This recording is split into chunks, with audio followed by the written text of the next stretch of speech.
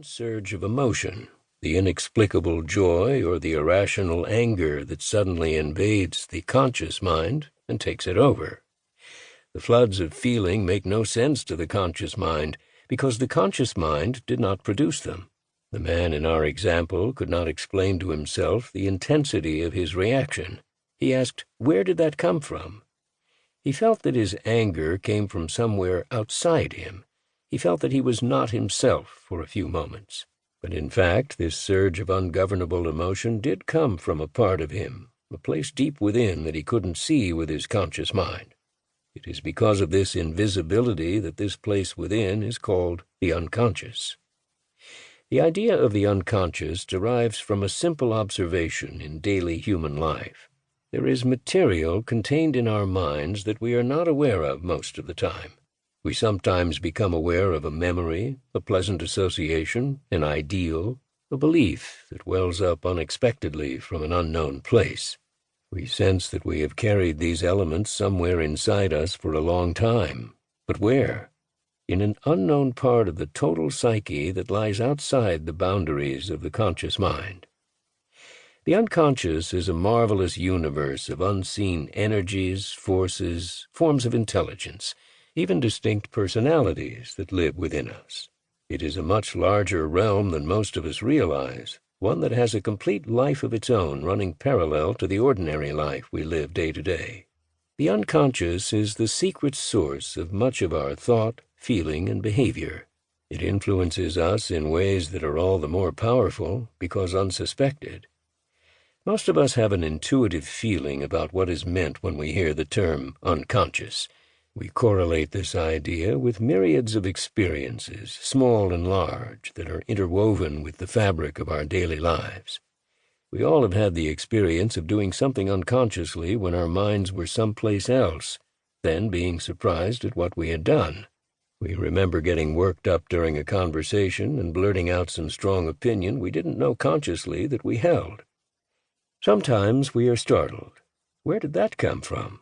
I didn't know I felt so strongly about that. As we become more sensitive to the surges of energy from the unconscious, we learn instead to ask, what part of me believes that? Why does this subject set off such an intense reaction in that unseen part of myself? We can learn to look at the issue more closely.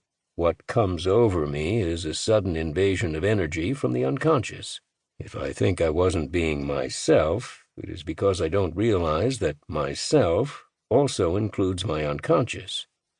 These hidden parts of ourselves have strong feelings and want to express them. Yet unless we learn to do inner work, these parts of ourselves are hidden from our conscious view. Sometimes these hidden personalities are embarrassing or violent, and we are humiliated when they show themselves.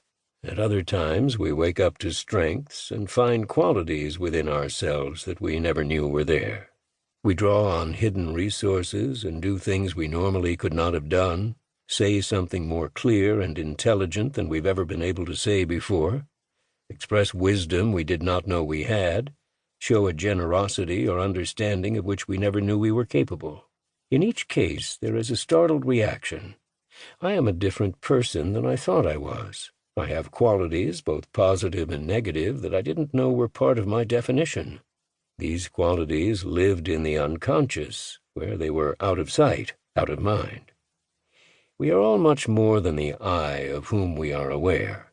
Our conscious minds can focus on only a limited sector of our total being at any given time.